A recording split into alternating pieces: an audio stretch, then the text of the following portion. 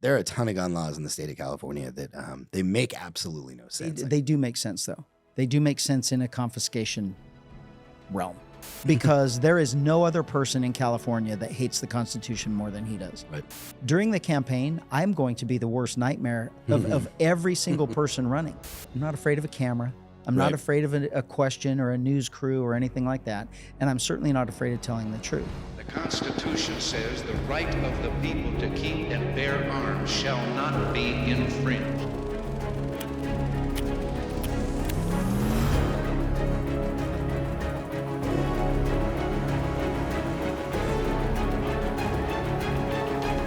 All right, welcome back to the Two-Way Procast. As promised last week, we have a very special guest, Sheriff Chad Bianco. This is a sheriff that he was elected back in 2018, I believe, and then reelected in 2022. Yes. Right on. I'm going to give a little background of you from what I know of you. And then if I leave anything out or I don't give you credit where it's due, then you're more than welcome to fill in the blanks for me. And party affiliation, if you can't tell by how the man is dressed right now, he is a Republican. You are Sheriff Coroner of Riverside County, correct? I am. And you've got over 30 years in law enforcement. You joined Riverside County Sheriff's Department in 1993? 1993. I would have been about 10 years old. And you served as correctional deputy? I was a deputy sheriff, but I was assigned to corrections. Typically, that's what normally happens with a sheriff's office. I changed that when I became sheriff, but that's what it was back then. Awesome. Your notable policies. I was reading up.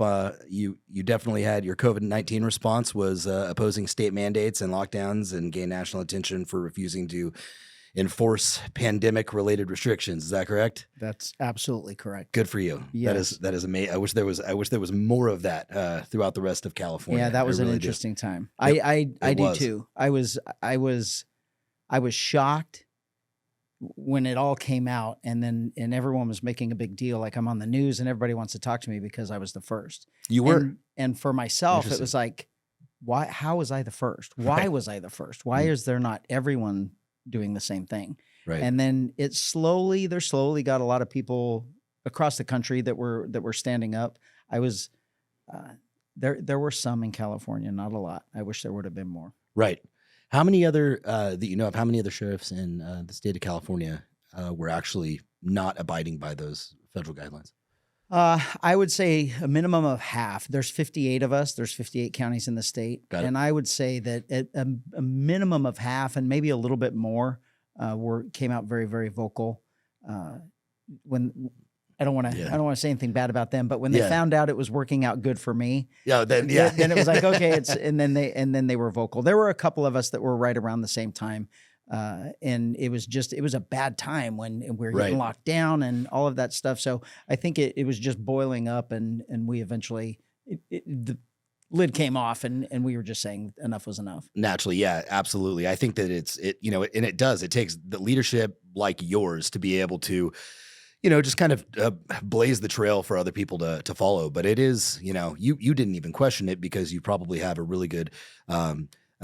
You're locked into your morals and your values and what's right and what's constitutional and what's not. So it was an easy decision for you to make, whereas others were probably, second guessing and questioning it.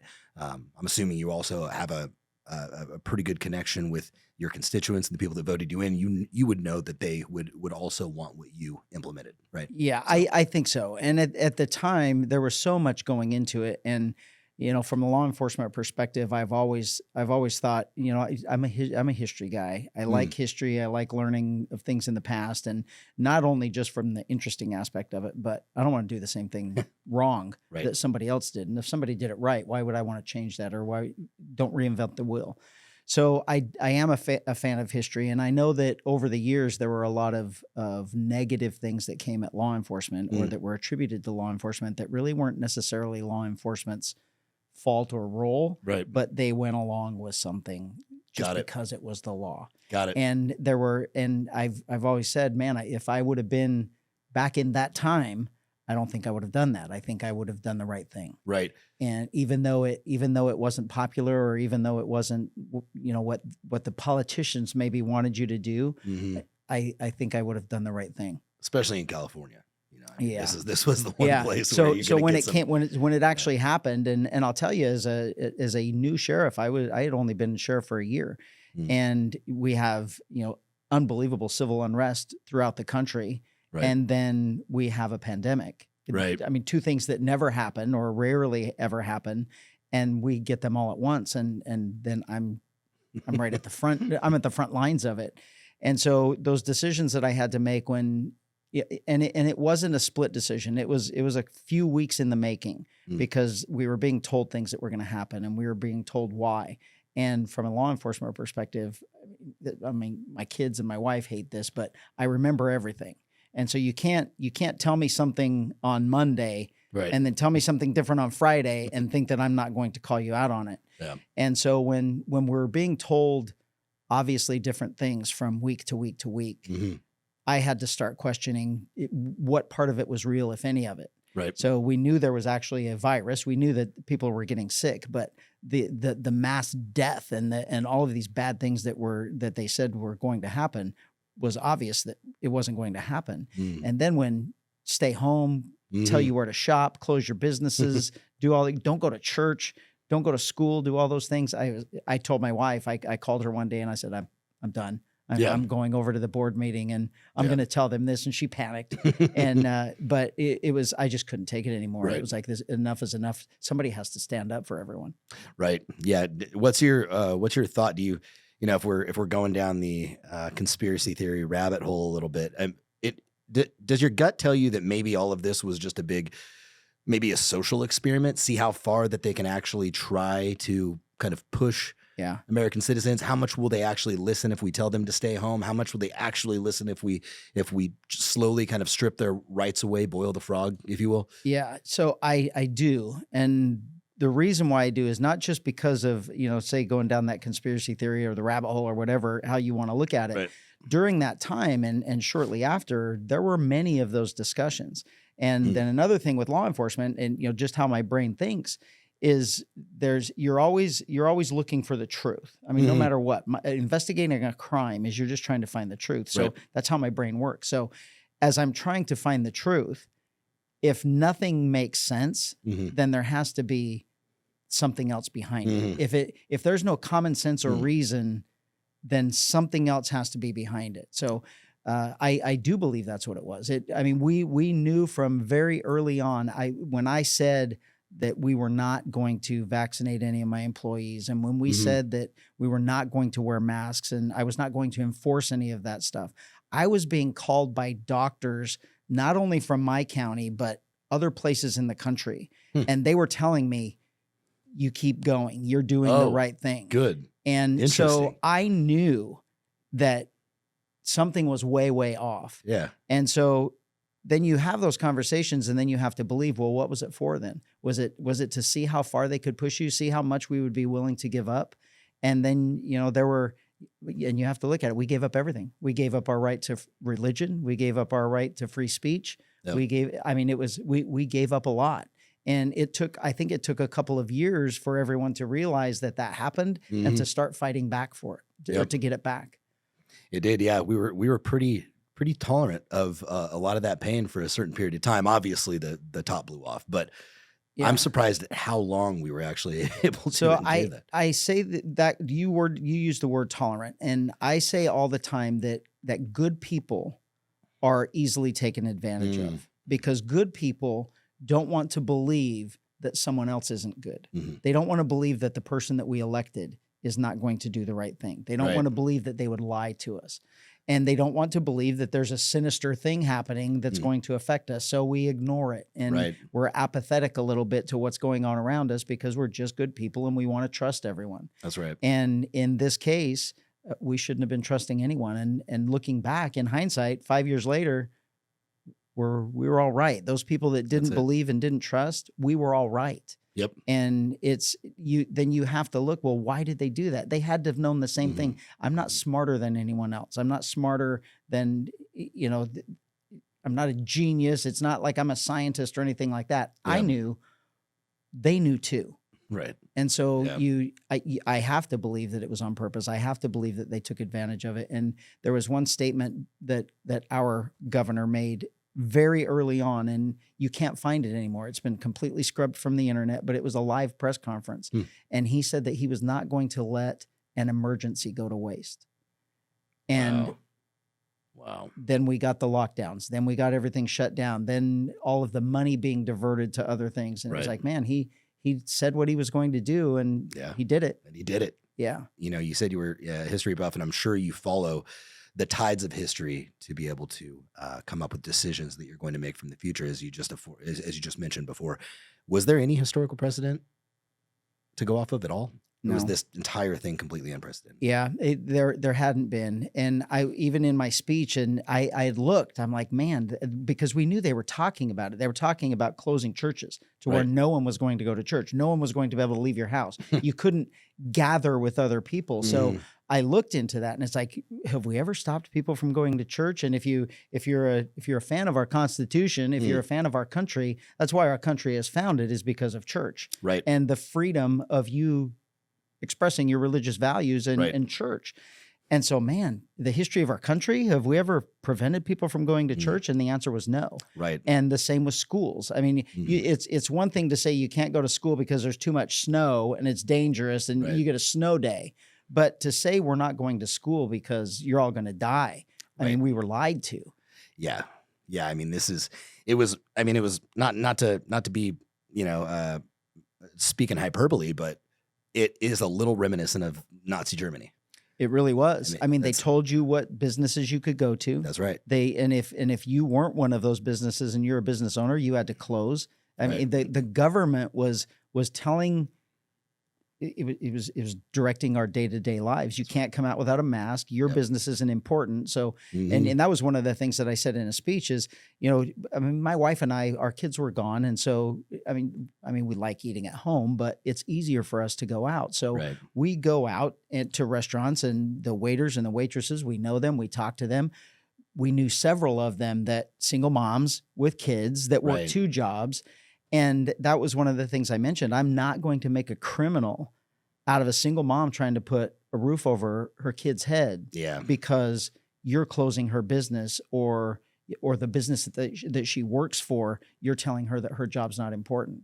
And I just couldn't do it. And so by doing that, I mean, you mentioned kind of like the people in my county liked me or they like me now. Obviously I was voted in, and I beat an incumbent, and I beat him handily. So it was it was kind of a big election. It wasn't close. Right. But my popularity after that, I mean, and not just Republicans, there are Democrats that have kids. There are Democrats that own businesses. That's right. And all of those people knew that, something was wrong and that I stuck up for them. I was the one saying, I'm protecting them. Yep. And they all remember it. I mean, it's been 5 years, and I'll go somewhere and someone will say, you're the reason why my business is still open. Wow. And so it makes me feel good. Yeah. I obviously know I made the right decision. Absolutely. There was, you have on border security and immigration. I know that you're a vocal advocate for strong border control. How's that going down there right now? It's great now. I mean, on day one, as soon as President Trump took office, the border was closed. Right. It truly was. They went from thousands and thousands a day across the national border to a dozen a day that people are trying to come across. So the border is essentially closed right now. And that happened as soon as the president gave them the ability to do it. So our Border Patrol does a great job.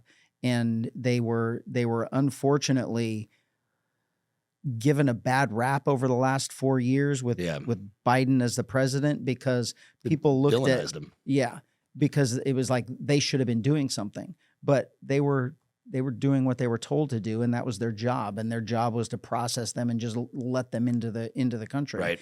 And so when they were finally given the ability to do what they were supposed to be doing, they were all looking forward to it. And I can tell you, it's closed. There are no people coming across the border. There may be one or two that somehow detect all of the things that they have set up to detect them, but it's one or two across the entire state of California, and maybe even less than 5 across the country. Wow.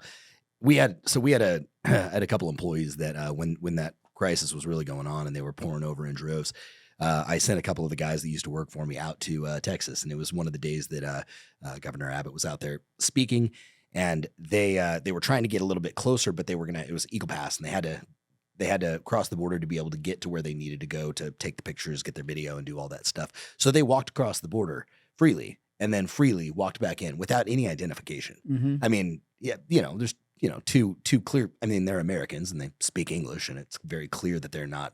But there was still nobody questioned them. Yeah, it was zero. You know what I mean? Because it has nothing to do with the Border Patrol. They weren't allowed to. right. Because that's what they asked him when they stopped and asked him. They said, "So is this normal that you allow me to pay?" And the Border Patrol said, "I can't do anything. I can't. There's nothing I can do anyway." Yeah. they don't let me. They don't let us. All of the enforcement from our federal agencies was taken away. It was. So the Border Patrol has a lot of enforcement. I mean, they do drug enforcement. They do human trafficking enforcement. Mm-hmm. It's not just immigration, people trying to come across the border. It's crimes, right? And that was all taken away from them. Yeah. It was a sad time.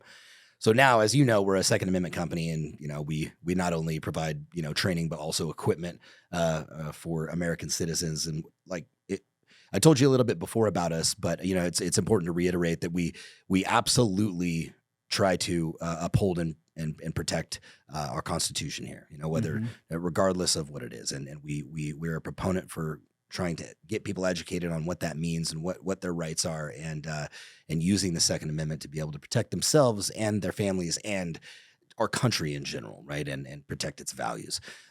So that being said, I know you're a strong proponent of the Second Amendment. To give you more of a clear question, what's your CCW issuance look like just down in your county? Just give me some historical stuff that you did for CCWs down there. So it's I am definitely a 2A supporter, and there's a lot of people that support the Second Amendment, and Yep. I won't say anybody that I'm more pro 2A than anyone else, but I'm probably equal to the ones that are way up there trying to fight for our right to possess guns, to have guns. And so for me, part of that is allowing people to carry guns. And I Right. believe that if you are not prevented by law, because I do believe that felons, I believe that they shouldn't be able to carry guns. Mm-hmm. And so if you are not prevented by law and you're not suffering from some mental condition that you're whacked out and you shouldn't have a gun, Right. That's real, then you should be able to carry one. Right. And I will tell you that law enforcement as a whole, there are outliers, especially unfortunately in leadership positions. Right. They all believe that. There is not one cop. There is not one cop I know that is afraid of you having a gun. Right. Not one. And so when I took over as sheriff in Riverside County, we're a big county, 2.5 million people. Wow.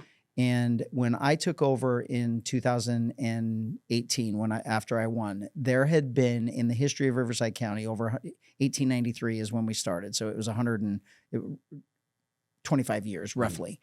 And there had been 3,200 CCWs permits that had been issued in our county in that 100 years from all of the previous sheriffs.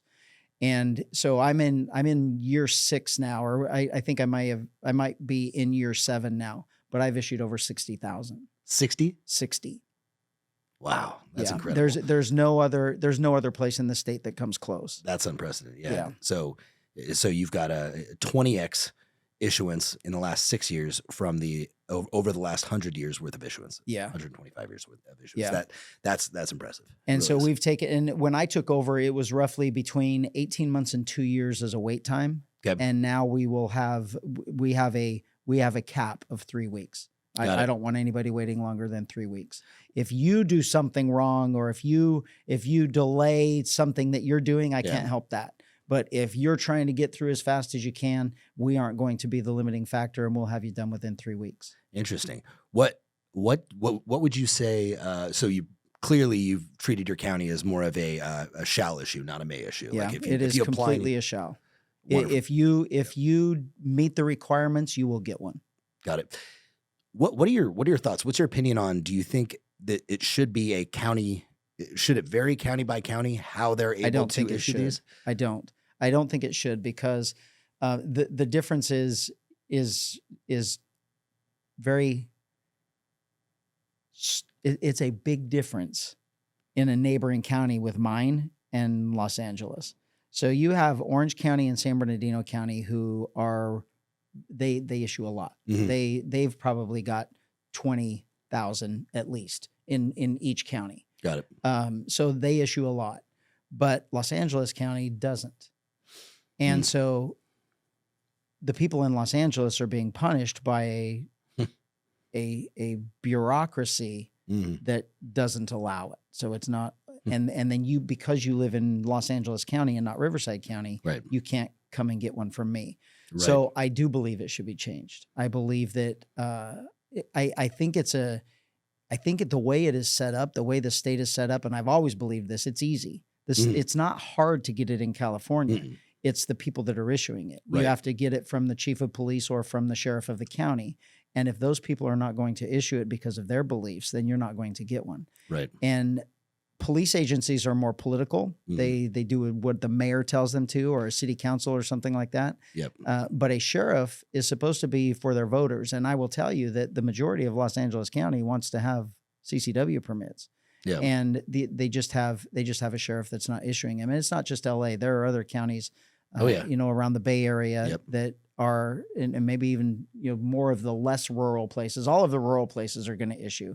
I know most of them, if not all of them, do. Yeah. And so if it was taken away from that role and the decision factor was either DOJ or the state or some other entity, they'd have to restructure everything because because the way it works now is the sole discretion is up to the head law enforcement agent.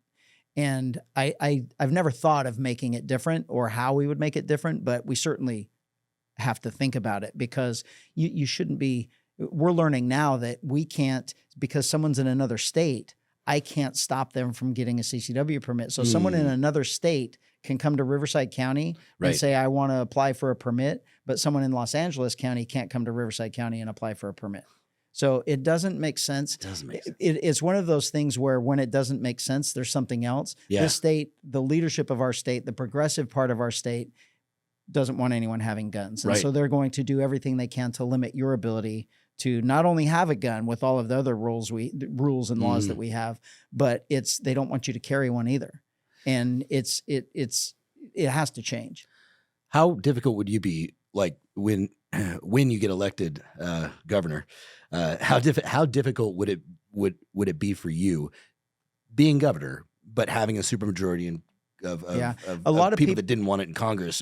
Is there some sort of a mandate that could allow you for constitutional carry inside the state of California? There's not a mandate, but it's going to require a law change. Got it. So a lot of people are saying you're never going to be able to do anything because it's supermajority. Well, the supermajority wants things passed too.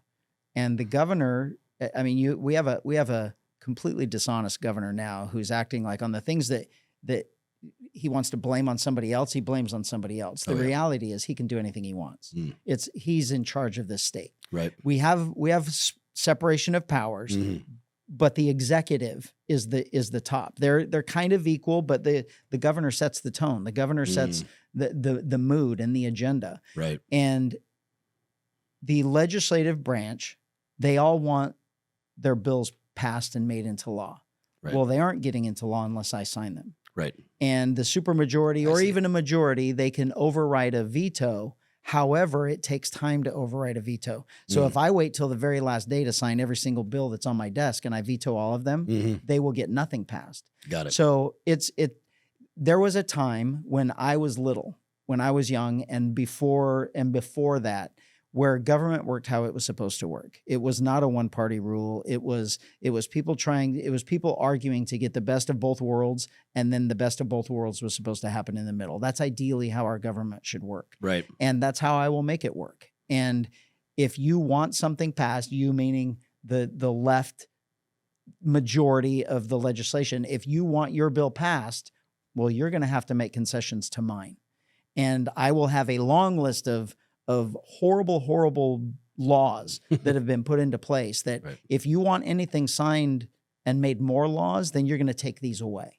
and you're going to fix these. Right. And it will happen. I mean, that's how it will work. It just doesn't have to work that way now because they all have the same agenda. One thing that I've noticed, especially, just over the years of living in the state is it doesn't seem like laws ever get removed. And you just said it a second ago, but we just keep tacking more and more on. I mean, there's so many laws that it's like there's just a law for how to walk down a sidewalk and how to park. There's laws for everything.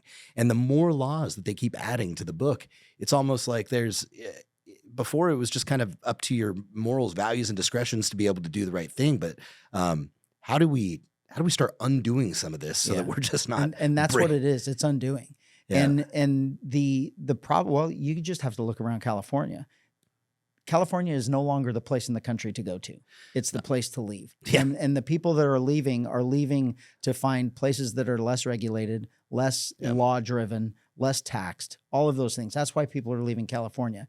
Where what used to be, if I want to make it big in my life, if I want a chance, I'm going to go to California and I'm going to make it in California. That doesn't happen anymore. And it's all changed because of the laws. And we have too many. I'm telling you, the penal code is that thick and it's thin paper. It's not thick paper.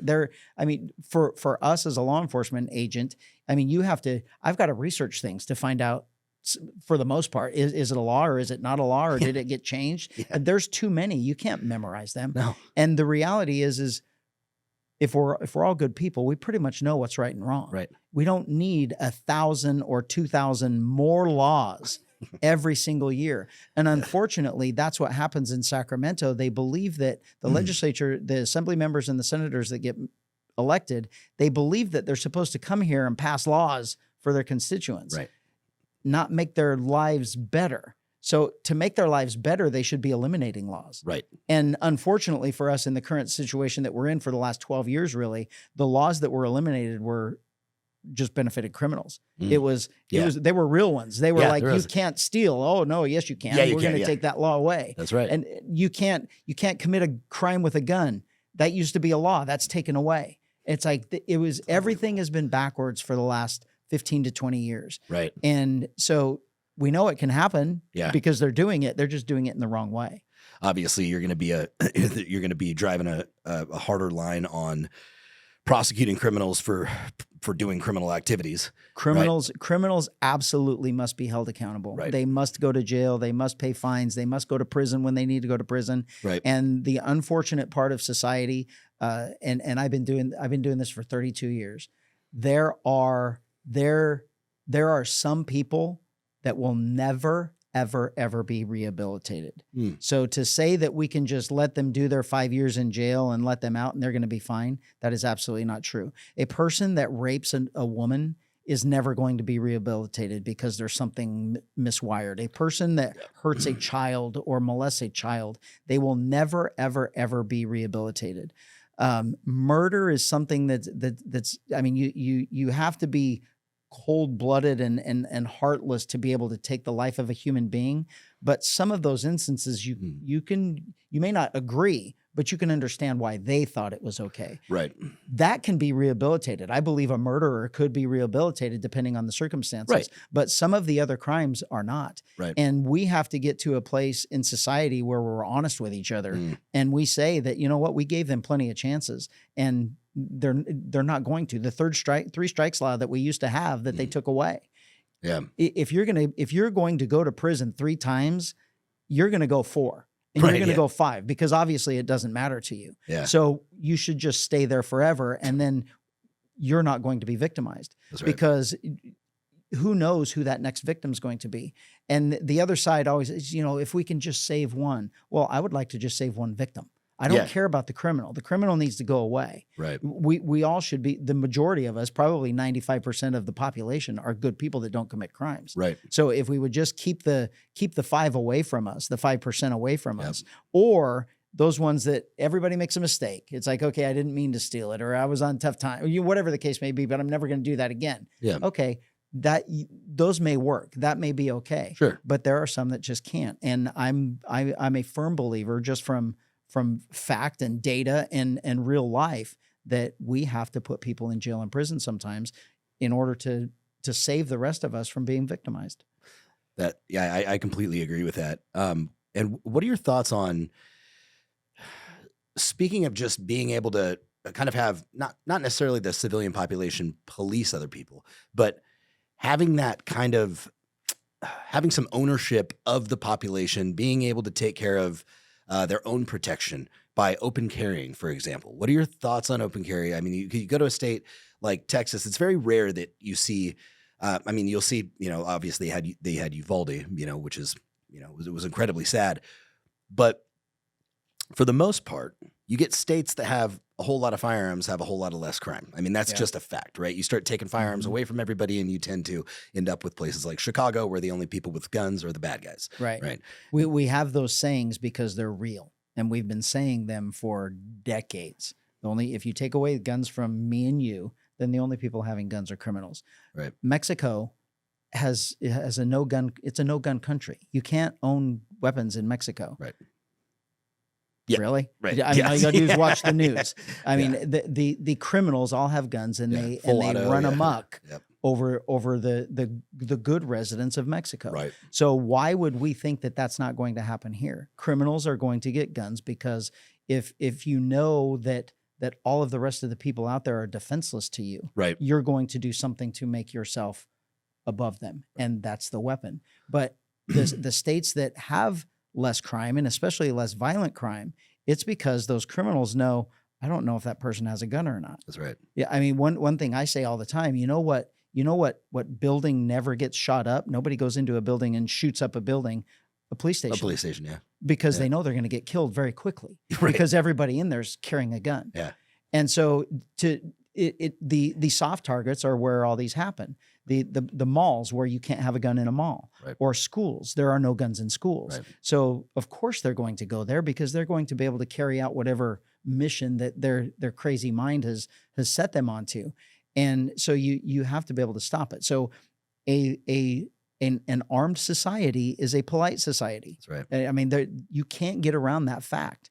And your question was more on open carry, and I've got to admit I'm not a fan of open carry. I'm a fan of concealed carry. Okay. And the only reason being, if I was a criminal and you were in 7-Eleven and I stopped and got gas, or you stopped and got gas, and I was just going in to rob the place, and you go in to pay, and you're going to get something. You're going to get something to eat or drink or something, and you're standing at the counter when I walk in there to rob the place, and as soon as I walk in, I see your gun on your hip. That's right. You're the first person I'm shooting. That's right. If you're wearing a jacket or your t-shirt's down and I don't know you have a gun, and I walk up and put a gun in the cashier's face, then I'm not going to know. I'm not even going to see you pull your gun and fix that situation.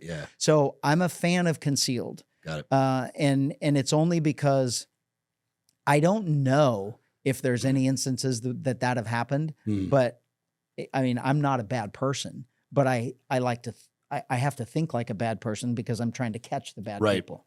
And that's what I would do. So for me, for 32 years, I've never gone anywhere without a gun. Right. And no one knows I have a gun. Yeah. And I don't want them to know I have a gun. I'm going to have the element of surprise if they do something stupid that requires me to use my gun. I don't want them knowing that I have it. And so you have to have that perfect world. You have to give the ability to have that concealed weapon. Right. Or then, like Arizona has an open carry, and I know there are other states too, but just personally, I'm not a fan of it. I'm not saying I would never do it. Sure. I mean, that would have to be up to people and absolutely, all of those things and whether or not we're going to make it that way. But I would just rather allow all of them to carry concealed. Right. Yeah, I can agree with that. What do you, what type of firearm do you carry concealed? What's your CCW? Primary. So really it depends on what I'm wearing. Okay. It always depends on what I'm wearing. The smallest I carry is a 365, a SIG 365. Okay. And I've got numerous ones of those. I've got every size of 365. So if I'm wearing shorts, or if is it a shorts with a belt or is it shorts with a string? Okay. And then that determines the size, which one I'm going to carry. Right on. But like now I'm carrying a 1911. Yep. If I'm wearing something bulky, a jacket or something, my duty gun is a 2011, a staccato, right? And I carry that off duty if I'm wearing something bulky, and really just because that's the ultimate gun for me. Yeah. And it holds a lot. So it's a good one to be able to carry. Yeah. Do you CCW your 1911? I do. Yeah. IWB? No, I'm wearing. Oh, it you can't. it's on. It's on an outside the waistband holster. Oh, it's on outside the waistband. But I'm wearing this. I heard. You'll never know. Right. I heard somebody had mentioned to me, one of the guys that was in our, he was a guest on the podcast last week. He said he saw your 1911 and he said it was beautiful. He said it must have had some like custom work done on it or something. What's going on with it? Did you have custom work done in 1911? It's a regular. It's a Springfield. Okay. It's a regular 1911 Springfield, but I had custom grips built. It was custom grips, it's custom wood grips. They were expensive. I'll bet. And then he even I told him who I was, and I told him what I was doing and everything else. And he there's a little silver inlay of my badge. Oh, so very cool. It's got nice little inlay of my badge in the grip. So it's cool looking. That's dialed in. So there are a ton of gun laws in the state of California that they make absolutely no sense. I mean, I think a lot of the gun laws, the laws that they put into effect, it's probably I would assume it's just virtue signaling from Newsom or whatever legislator that was elected in office, virtue signaling to their constituents saying like, look, we made a gun law, even if the gun law doesn't make any sense. They do make sense though. They do make sense in a confiscation realm. Okay. They make sense in a we're going to do away with guns realm. Got it. So they don't make sense to you and I because we're law-abiding people. Right. And why would you prevent law-abiding people from being able to buy guns or have guns or carry guns? Yep. Criminals don't care. Everything about what they do, even the terminology, gun violence, there is that's a made-up term. Right. It's you putting the two words together, Mm-hmm. that's an impossibility. It's impossible for a gun to commit violence. Thank you. People commit violence. So, but it's emotion. And this is your military guy. It's the military. Unfortunately, our military, and we've always had the greatest military ever, but some of the actions of the military is psychological warfare. Well, they have taken that psychological warfare that, the military has been successful using in other places, and they're using it on us. Right. So the biggest thing if you want to control people or if you want to get them to go along with you, they have to be afraid. So back to the COVID thing, everyone's afraid of dying, so they gave up all their rights. Right. In this, you have to believe that guns are bad. And from a biological perspective, from a brain perspective, if you are operating in the fear aspect of your brain, if the part of your brain, if you're in the fight or flight, which is the fear part, right, you're not thinking rationally. You don't think rationally. You don't think, there's no common sense anymore. Yeah. It's just fight or flight.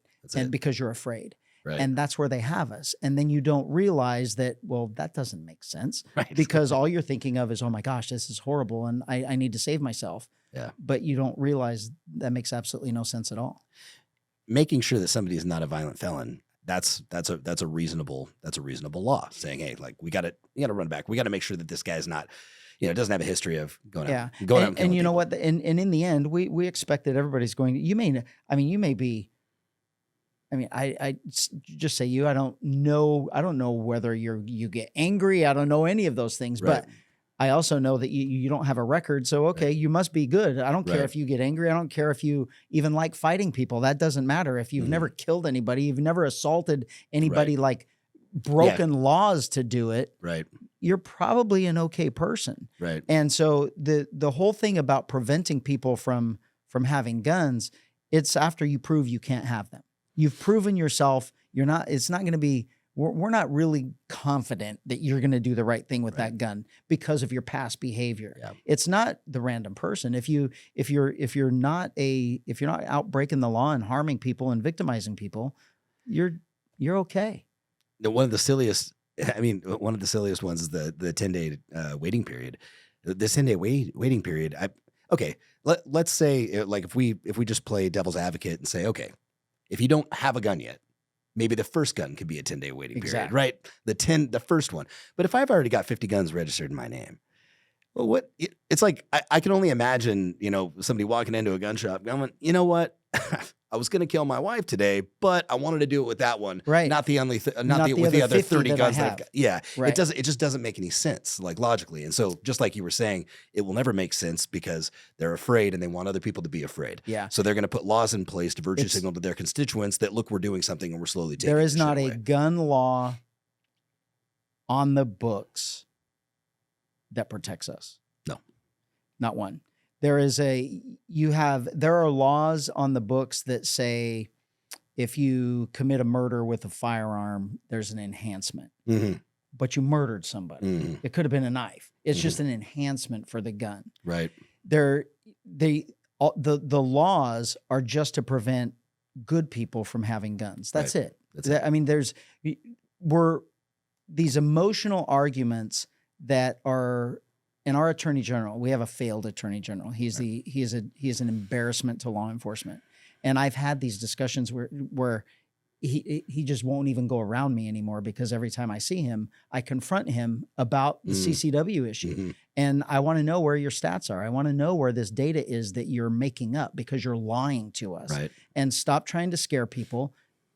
This is just your agenda. And that doesn't mean that your personal agenda gets to control the rest of the state. Yeah. And that truly is what it has come down to. Because if CCWs were so bad, then why is crime in Utah? Why is there a person living in Arizona, Utah, Texas, Florida? Right. How are they even alive if the guns are the thing that's causing all of these things to happen bad? Yeah. It makes absolutely no sense. Not to mention, there's no statistics to back up that the more that people have CCWs, these guys are going out and they're endangering people because they're carrying guns around everywhere. Yeah, there are none. And I will tell you, I mentioned about the cops. This is what every single cop believes. I'm telling you right now. If I pull you over, I am assuming as I'm walking up to that car, I am assuming that every single person in that car has a gun on. Got it. That is what I'm thinking. Right. And so when I'm going up there, that is what I'm looking for. I'm looking where your hands are. I'm making sure that as I'm walking up, you're not reaching for something, those types of things. Got it. So when I walk up to a car and the first thing out of your mouth is, I have a gun on my waist or I have a gun in my glove box. Mm-hmm. Okay, I don't even have to worry about it anymore because now I know. Now you know. And now I'm just going to tell you, cool, don't reach for your glove box. Right. Or if it's on your hip, please put your hands on your steering wheel and don't reach for your hip. Because now I know where it is. Yep. Now I know you've already told me. And psychologically, you're not going to tell me you have a gun Right. if you're going to hurt me with that gun. Use it. Right. Yeah. Yeah. So every cop believes that. Yeah. None of us are afraid of guns. We're afraid of the people. Got it. And that makes sense. That makes sense. There are, is there any way as governor you would be able to influence the repealing of items that we're not allowed to have that are in fact not even more dangerous? I'm talking about the dangerous weapons, stuff like assault weapons. And I say that, because they call it that. Assault weapons, short barrel SBR, short barreled rifles, and silencers, suppressors. Yeah. I mean, is it feasible for California to ever be able to, for the citizens of California to be able to have an SBR or to ever be able to have a suppressor? Yes. And the reason being is because I'm going to go there as the governor, and everything about my life is honesty. It's just be honest with people. Right. And so I'm not afraid of a camera. I'm not afraid of a question or a news crew or anything like that. And I'm certainly not afraid of telling the truth. Mm-hmm. So when I'm telling the truth to the entire state, even if you're anti-gun, I mean, I have relatives that are anti-gun. They don't want guns and they're afraid of guns, but they want me to have one. Yeah. And they're perfectly fine going out to dinner with me because they know I'm the one carrying the gun, and they're afraid to. And that's what America is supposed to be. Right. If you're not afraid of the gun, if you've trained with the gun, that it's just a tool in a good person's hand. That's exactly right. That's all it is. Yep. And so when you're telling the truth of all these things instead of the lies that we've been told all along, and these laws that are passed in the shroud of darkness that nobody knows until 10 years later. Right. My brother's a judge in California. Oh, no kidding. And it'd been probably about 10 years before he had bought a gun. And he wanted a gun. and he wanted a 365. Yeah. And he called me all mad because he went in to buy it and he said he couldn't have one.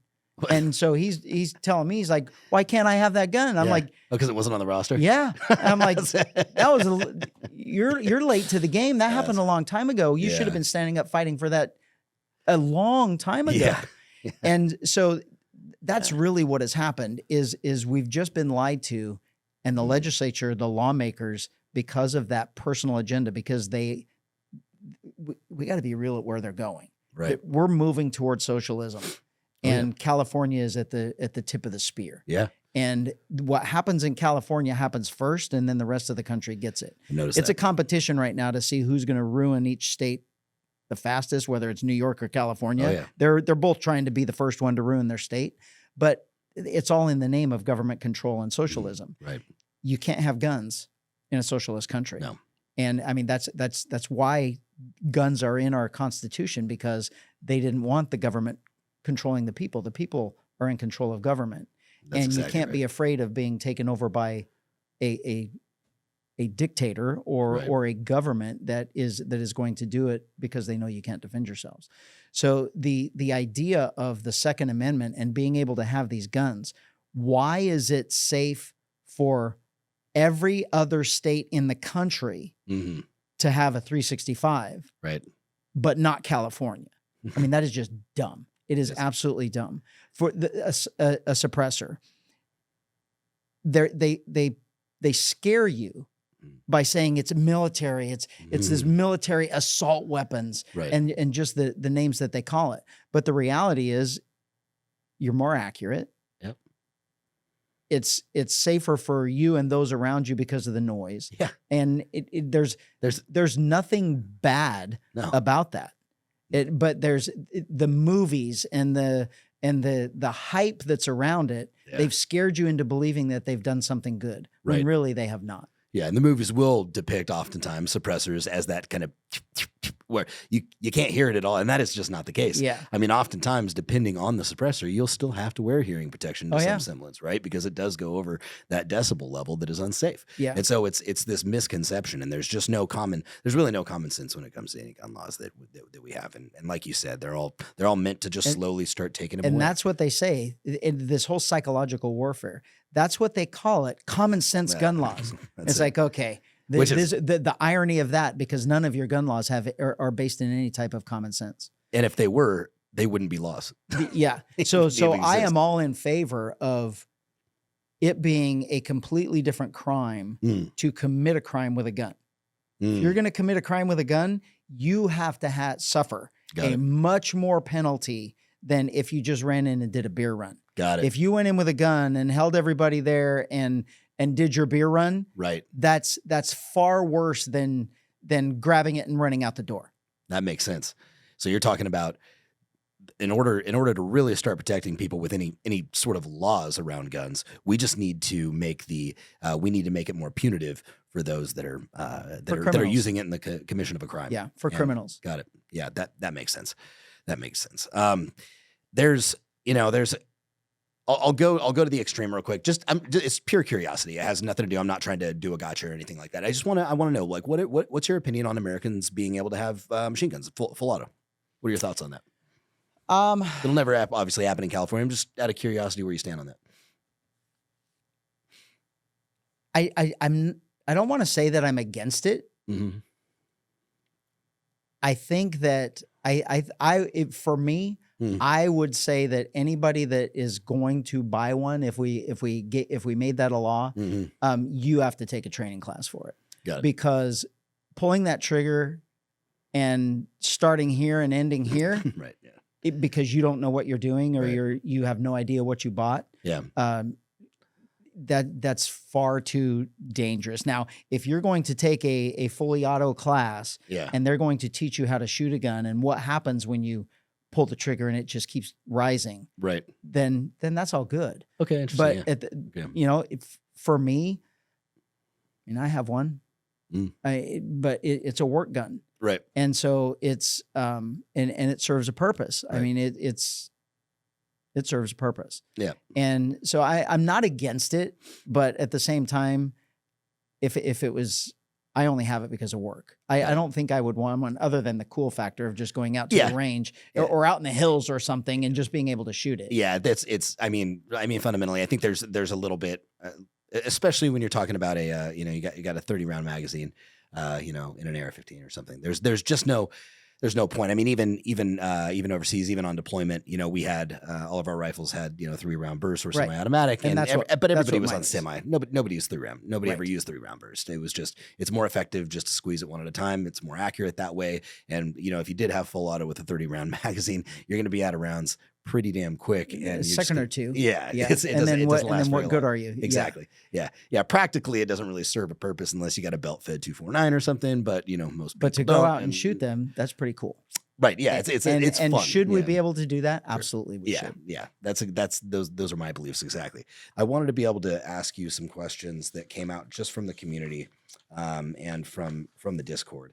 How do you plan to rein in rogue mayors, police chiefs, district attorneys when they allow or even condone criminal activity under state and federal law? Examples are refusing to prosecute crimes, allowing crime to metastasize from cities into their surrounding suburban areas, DEI hiring in essential services like fire and law enforcement, like things that just are completely unconstitutional. I know you have a stance on that. I do, and it's absolutely horrific that judges have become activists. So activists have become attorneys, and then attorneys become judges. Right. And they are imposing their political beliefs and will onto us at the expense of us as victims. And they should be removed. And there is a way to remove them. We just don't do it. And for me, it's when the people learn of what's happening, if we're all, it's that 95% of us, we all believe the same thing. Right. And when everyone knows, and that political uprising that happens, then those people are going to change their behavior. Right. I lost a deputy. I had a deputy murdered solely because an activist judge let a violent career criminal out of that courtroom twice over a 1.5 year period when he should have been in jail for 25 to life. His sentence was 25 to life. And the judge, because she doesn't believe in prison, let him go to get his affairs in order. Yeah. And then he doesn't show back up to turn himself in for 25 to life. Oh, so then he was arrested for a kidnapping. Jesus. And she let him go again. What? And then, this is insane. And then even like months and months later, my deputy stops him for a registration violation, walks up to the car and gets shot in the head. That is unbelievable. So there are judges that should be removed. Right. And there is a process to remove them. We just have to have, we have to have somebody in charge with the balls to do it. Out of curiosity, what is that process? It's a legal process. So if, like, for instance, if the way, like, I'm in the Constitution, the sheriff is in the Constitution, but if I violate my oath or if I break the law, the Attorney General can just strip me of my ability to be the sheriff. Got it. I mean, that's it. Right. Every 4 years, you can unvote me. If you don't like me, you can put somebody else in if you don't like the direction that I'm going. Right. But if I am derelict in my duties, I can be removed. And for the most part, everyone can. There's always someone. I mean, the governor, it's called impeachment. We can impeach them. Right. Judges can be removed by a higher power, and we just have to go through that process. Is it just a higher court, or is it going to be typically the attorney general's got to be on board with that? The attorney general is usually has kind of the most law enforcement power. The attorney general in our Constitution and in our state is the highest law person in the state. Got it. That is the peak. And when you have somebody like who we have now that is an absolute failure, we're all suffering the consequences because all of these judges can do whatever they want. Right. And then what a lot of people don't know is judges are elected also. The only ones that are appointed they're appointed when there's a vacancy. If somebody retires or if they die or something, or if they quit, then the governor appoints a judge to fill that position. Got But it. all of those judges' positions, every single judge's position is elected. Interesting. How quickly can we expect a referendum on repealing California's sanctuary state situation? I hope I'm able to repeal that before I even win this governor election. Nice. We are suing there is a lawsuit right now challenging the constitutionality of SB 54. SB 54 is the law that made us a sanctuary state law. Right. And there had to be two entities involved, or two makes it better than one. The first people in the lawsuit that brought the lawsuit forward is the city of Huntington Beach, because they said that they were harmed by the law of sanctuary state. Right. It harmed their city. Yep. And then the second is me. So the people in the lawsuit are the city of Huntington Beach and Sheriff Chad Bianco. And we are suing the state of California to get SB 54 repealed as unconstitutional. Got it.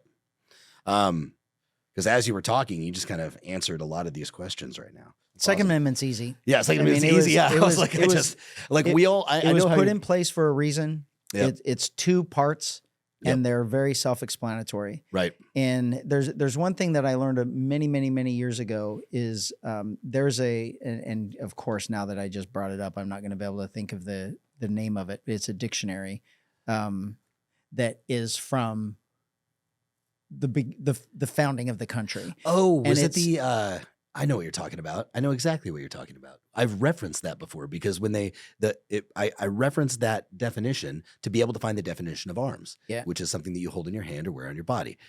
I know It what you're might talking pop about. into my I head. know what you're talking about, But because I've looked at that if you before, yeah. if you look up the definition of words back then Yep. you know what they were thinking at the time. Right. Because it might not be the same. It's taken on a different meaning, or Yep. we have new words, or whatever the case may be. like the word regulated. Absolutely. Yep. And so if you look at it and you look at you not only have to go of what it said, Mhm. you have to look at the documents that are the papers that were written about their decisions and about what they were arguing about and about what the different positions were on it. And then you realize it's nothing to do with hunting. It's nothing to do Right. with it isn't even protecting yourself, Right. except that you're protecting yourself from government.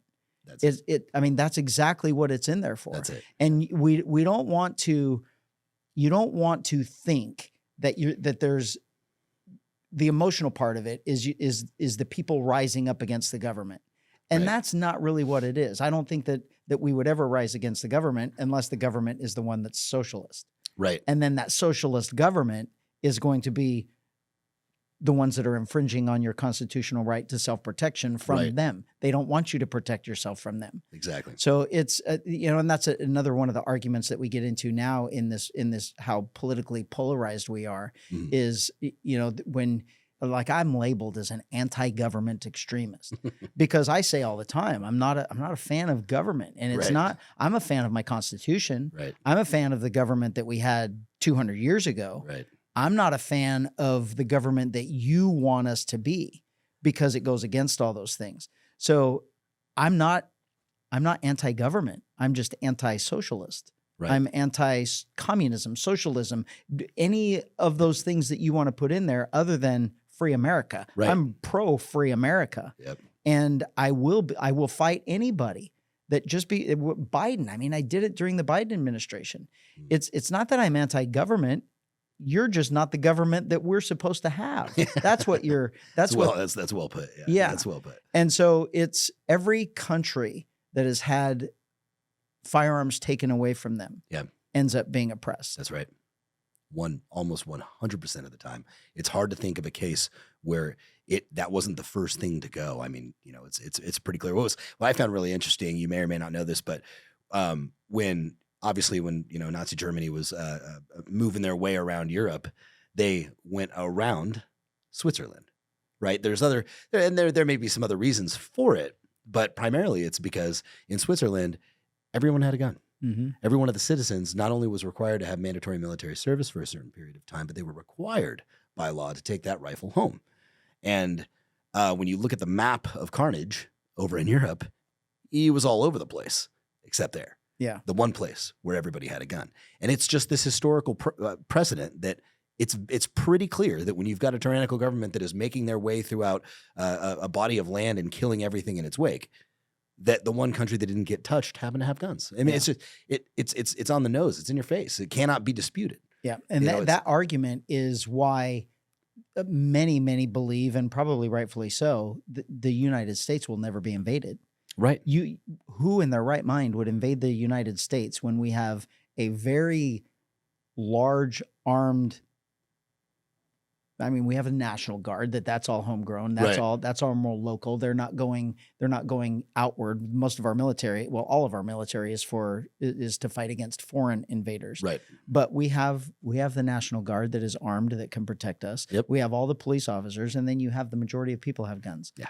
What army in their right mind would invade that place where every person they contact, the potential they're armed and they're going to shoot back. Right. It's not that just we have the best military in the world. It's we have an armed populace. That's it. Yeah, it was that Japanese general, I believe it was, to quote him. He was being asked, well, are we going to go over there? Are we going to do something about this? No, because behind every blade of grass, there's an American with a rifle, and that's the truth. It really is. What's your position on enforcing federal law when the executive branch fails to do so? Like, for example, when the Obama administration failed to enforce the border and Arizona tried to step into the breach. Yeah. So something like that, you're protecting your state. So there's a fine line. So I truly believe that Texas and the governor did the right thing. They were protecting their state. He has every right to protect his state by using the National Guard. That's what the California Guard, that's what it is for, is to protect our country. And truly, we were being invaded. Yep.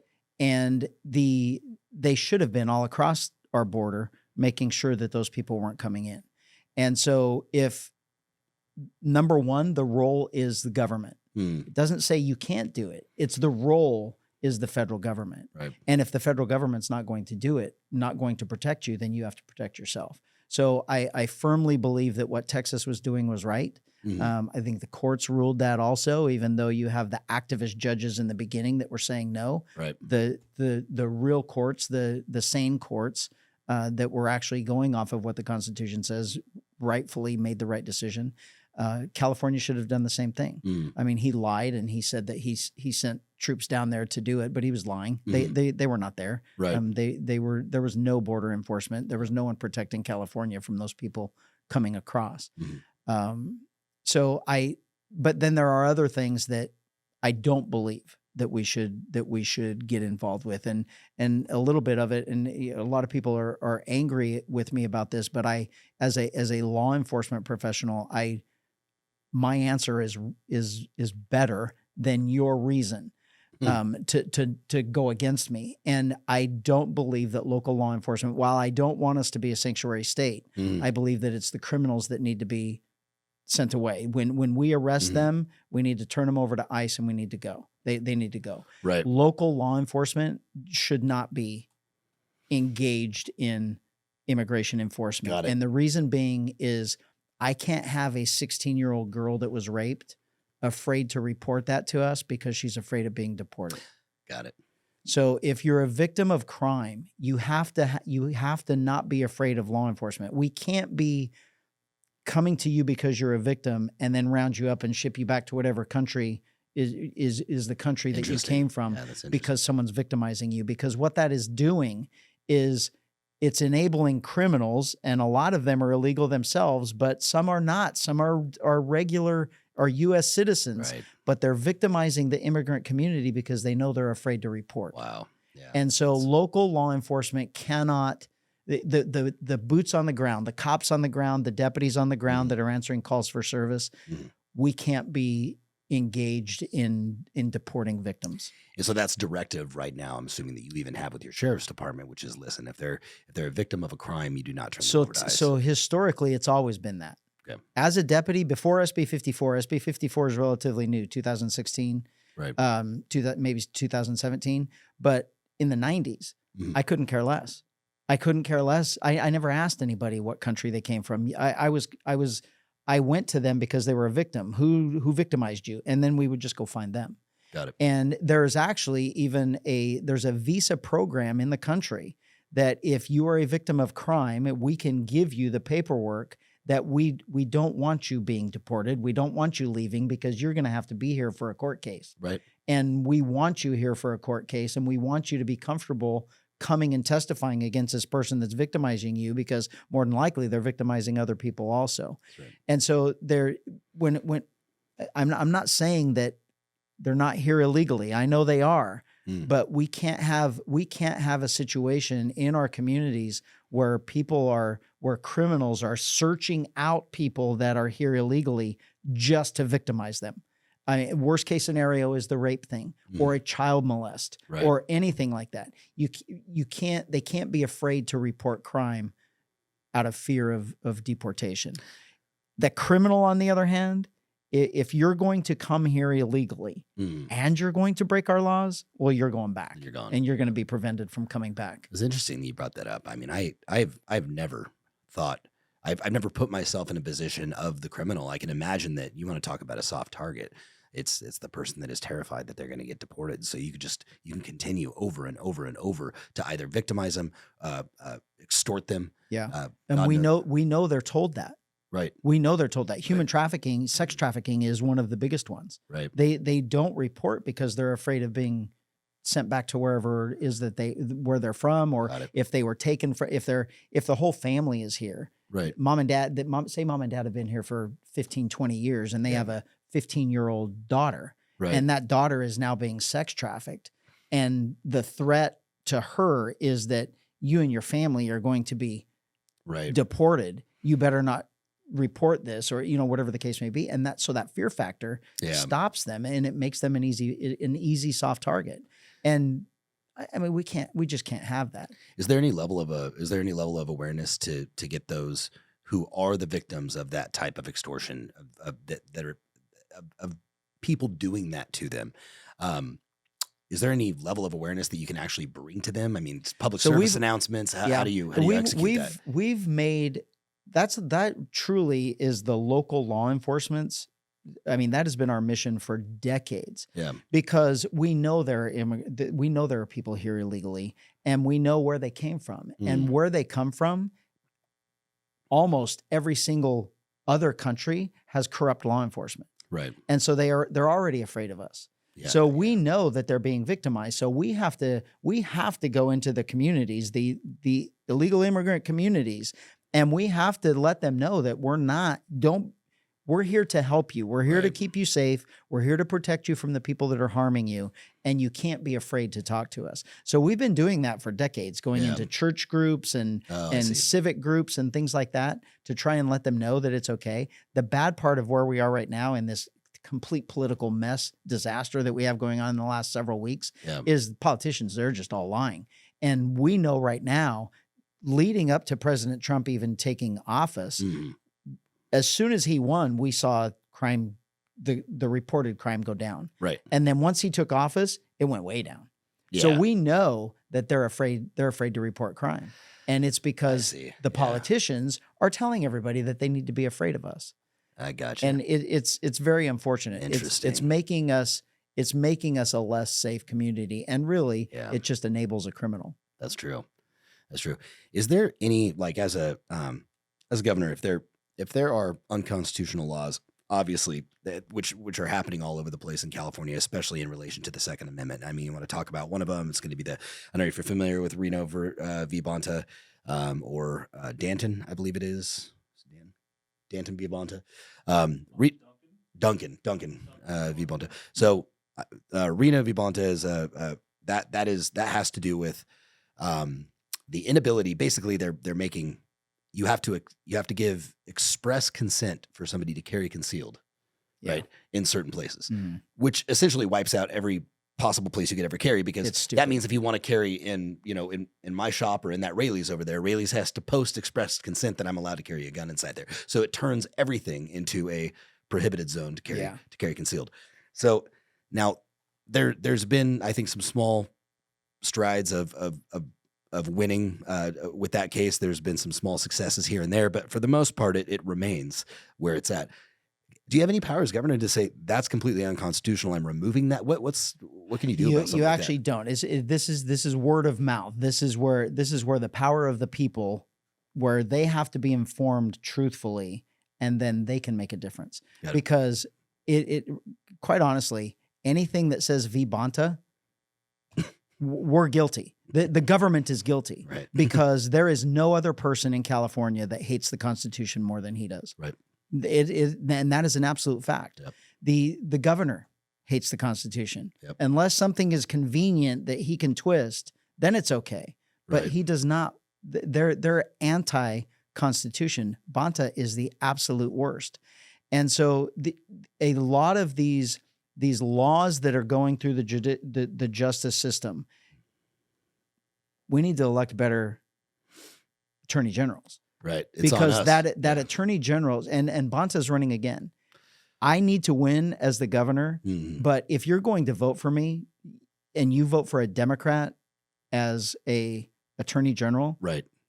I mean, I don't want to call you a name, but there's something seriously wrong, Yeah. because that is where we're being harmed. Right. The people that are running our state, and they're elected officials. So that's the way elected officials work. The governor obviously is the top of the heap of the Right. executive branch. But you have an attorney general who's also elected. Right. So everything under DOJ falls to that elected official. Got it. It certainly be influence. And I'll tell you this, I will completely defund DOJ. As the governor, if there are not enough smart people to unelect him and put somebody in there that should be in that position, Right. then I will completely defund DOJ. Basically just handcuff them. Yeah, absolutely. Essentially, They will do what I want, Right. or they will get zero money. Got it.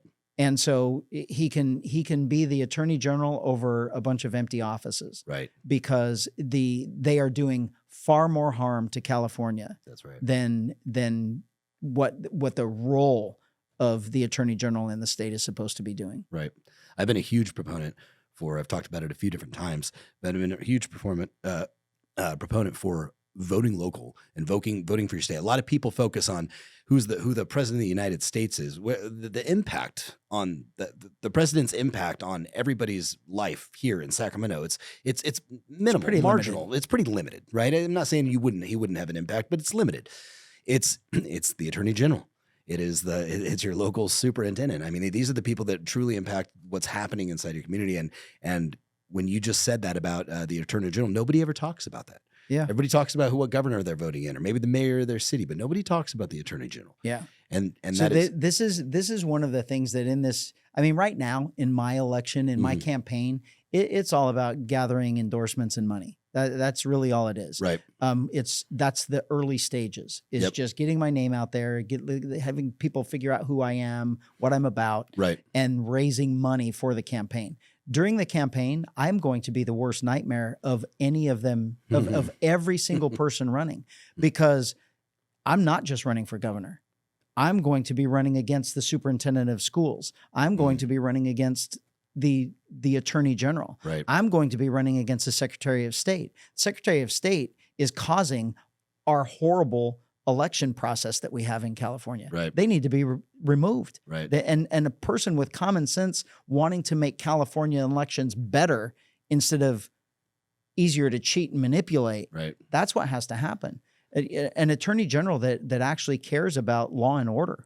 That's what we absolutely need. Yep. And so as I'm traveling the state and talking about, yes, you need to elect me as governor, but I also need these people too, Right. because we need to fix everything. That's great. Like that. And that really is, because I don't know if I've ever actually heard expressly a gubernatorial candidate talk about how, listen, it's not just, you got to vote for these guys too, Yeah. because I'm not going to be able to do, half of what I want to do unless you help me elect these folks. So for that to be a narrative in your campaign, I think is going to be incredibly helpful for those that don't really understand the importance of those who surround you that enable you to do your job. Yeah. And here's the thing about me running. There's probably what if there are 3 Democrats that are running against Banta and 3 other Democrats? What if a Republican doesn't get in the race?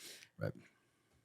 if one of those Democrats is sane, then I'll support that Democrat Right. and I'll tell people that's the one you have to vote for. Got it. Because there was a time when we elected Republicans and Democrats. Mhm. Right now, the only Democrats that are running are activists. Got it.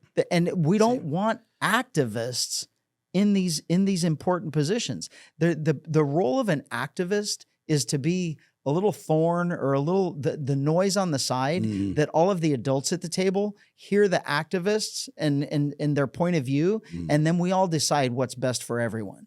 Got it. But when you put the activists in charge of everything, Yeah, I see. then the rest of California gets screwed Right. because it's only the little activism part that gets taken care of. Right. And truly, that is what Bonta is. Bonta is nothing but an activist. Historically, he has a record of being an activist Yeah. prior to getting in that position. Absolutely. Got it. And so when we look at if there, I mean, there could be a fantastic attorney, you know, it could be a prosecutor, it could be a defense attorney or a judge that's done a fantastic job for 20, 30 years, and now they want to be the attorney general. More power to him.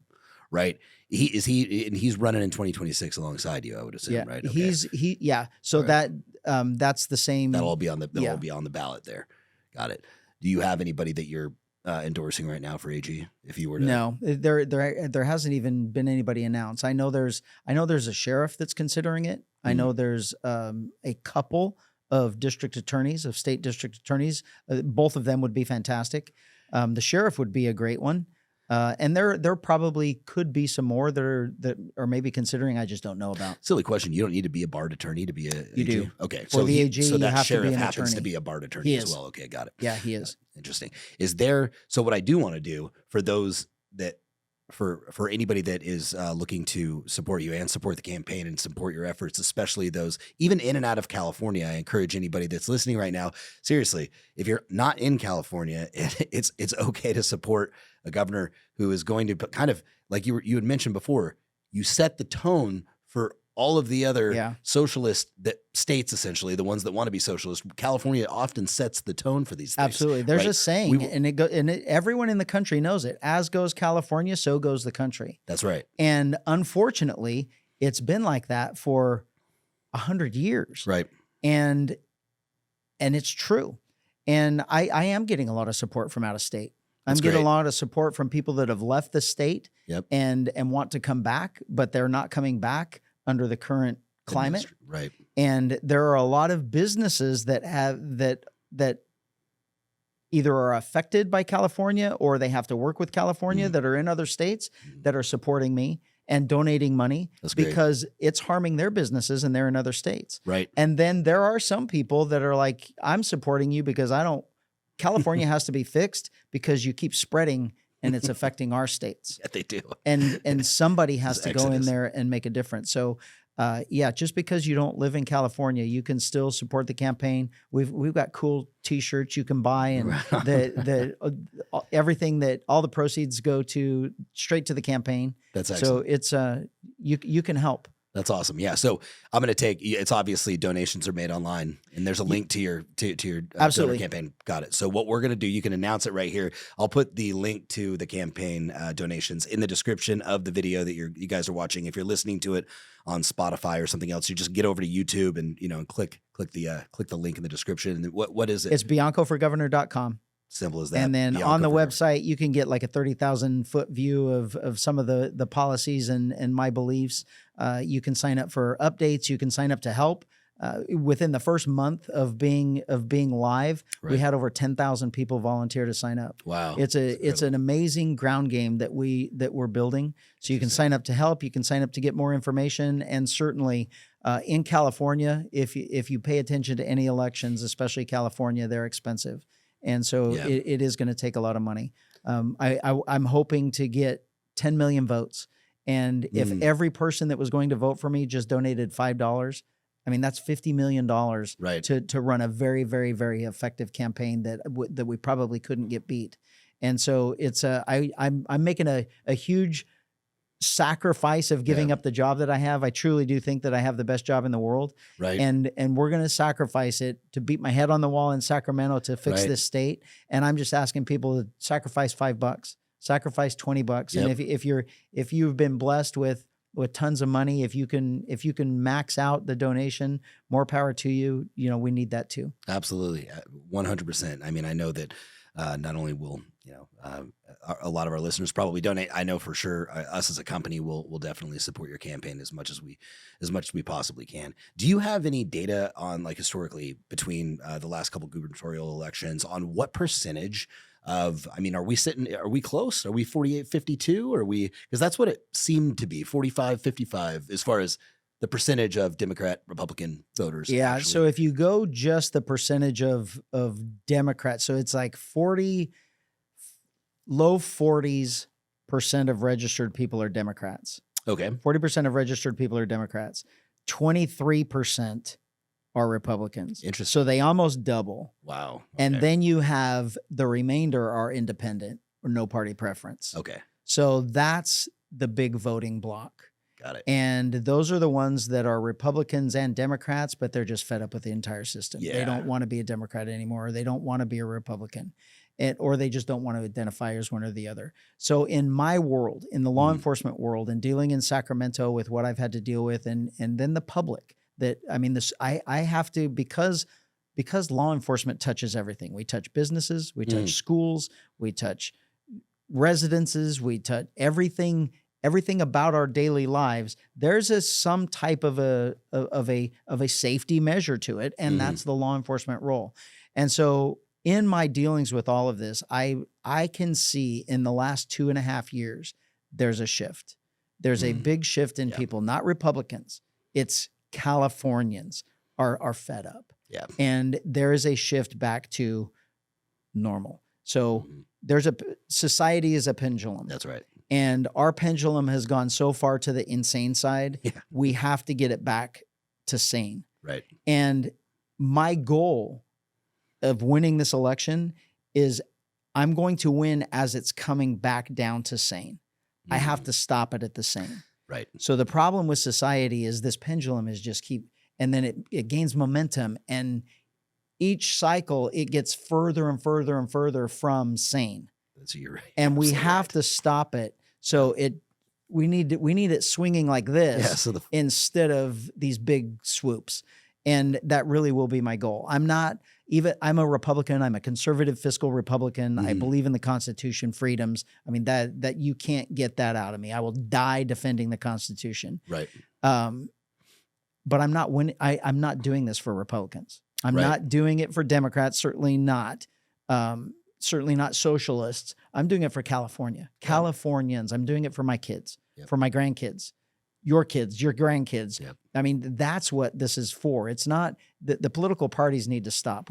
Sanity needs to be put back into government instead of the other way around. Right. We're not supposed to be working for government. Government is supposed to be working for us. Right. And that's what I want to put back into it. That's excellent. I mean, that's wonderful. I mean, I think that if we had truly, most of our political problems would be solved if there was the underlying foundation behind everybody who was in politics. Yeah. That they worked for the American people, and it was not the other way around. Yeah. So we would fix our election processes if we took away the party that you belong to. And people had to figure out who they were voting for. And you start voting for character and for honesty and for integrity and for your history and for your resume and what your plans are, instead of just not even paying attention and just voting straight down a ticket. That's what's harming our country. That's what's harming our politics is the political identity. And if we would start voting for character and integrity, we'd be much better off. I got chills because I've inherently always believed that. I've never heard it articulated like that, though. You know what I mean? I didn't think about it like that. If you actually remove the R's and the D's on the ballot, someone's not just going to go back, check all the way down just because, they probably think like I do. No, you got to prove it. You got to tell me exactly how you operate, and then show me that you've actually done things. And in today's day and age, we've all got computers in our pocket. You can find information on anybody. That's right. And so if we forced voters to actually pay attention to who they were voting for and just look into them. I mean, look, It's just a Google search, Right. and you can see what I believe. You Yep. can see what I'm standing for. There's so many videos out there of either work videos or running videos, politic videos. I'm an open book. Oh, yeah. I mean, you know exactly what you're getting with me, and you don't have to worry about it. Right. And I've already proven myself that it isn't going to be for me, and it isn't going to be for the politics. It's for the people. Yeah. Yeah. Well, to wrap this out, I want people to get to get to know you a little better. The little more personal side of you, the softer side. Oh, very good. Go. So it's called the mag dump segment of the podcast, which was coined by Liam last time he was here. Basically, what we're gonna do is I'm gonna ask you. It's gonna be a California mag dump, so it's only 10 rounds. Only 10 Very rounds. good. Oh, So look it's at gonna that. be it's just 10 questions, and then it's option A or option B all the way down. Very And, good. all right, you ready? Yes, I think. Trump or Reagan? Ooh, Reagan. Ford, Chevy, or Dodge? I drive a Dodge, but Ford. All right, Bud Light or Coors Light? Coors Light. Steak or tacos? Steak. That's all I eat. Classic rock or country? Classic. Night shift or day shift? Night shift. Night shift. Pelosi or AOC?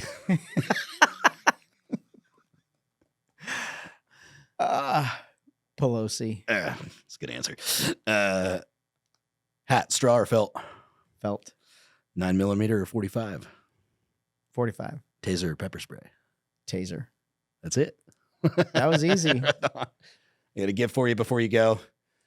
We got you our lightest weight, highest speed armor. No way. Yeah, absolutely. So this is going to be, it's a battle belt. What size are you? You got 32, 33? 32. 32? Right on. So this is a 33 to 37. This is the battle belt that we got. It's a battle belt V2. That should fit you pretty well. Very good. It'll give you more molly. If I gave you the small, you might run out of might run out of the molly to attach your stuff to. That's got an inner belt that goes inside of your belt loop, and then the outer belt sticks on that, so it keeps it kind of up and out of the way. These are our SRT plates. That's 2.5 pound rifle rated plate that'll stop AK AR rounds. That's light. Nice and light. Nice and light. That Those is are the highest performance plates that we make. And then this is our Battle Vest Elite. So plates will go in there, and yeah. That's badass. Yeah, absolutely. So That's badass. Yeah, This of will course. be so I still, even though what I'm doing and the job that I do, I still work. sure. And Yeah. I'm still pulling people over. I'm still answering calls. So Yeah. this will be I'll use this at home and at work. Oh heck yeah. Yeah. Even if it just Good goes stuff. if it goes in the oh shit closet or something. Yeah, it that's, won't go there. Yeah. Just in case, kind of that shit hits the fan box or something. Yeah, you it's know? not in a closet. It's right out in the open. That's what I'm talking about. That's what I'm talking about. Well, thank you so much for your time. I know Thank you're a you. busy man and you're about to get a lot busier. So it was really cool to meet you, pick your brain, and have everybody else out here get to know you as well. Is there anything else you wanted to say before we log off here, other than No, I appreciate support it. I for all of you out there listening, thank you for listening. Thank you for even paying attention to the podcast in the first place, Yep, and obviously absolutely. supporting the company and the business. Yep. We do need to protect ourselves, and having people that are in the business of helping us protect us. You got to keep supporting them. I appreciate that, and I appreciate you, and thank you guys for listening, and we'll see you all in the next one.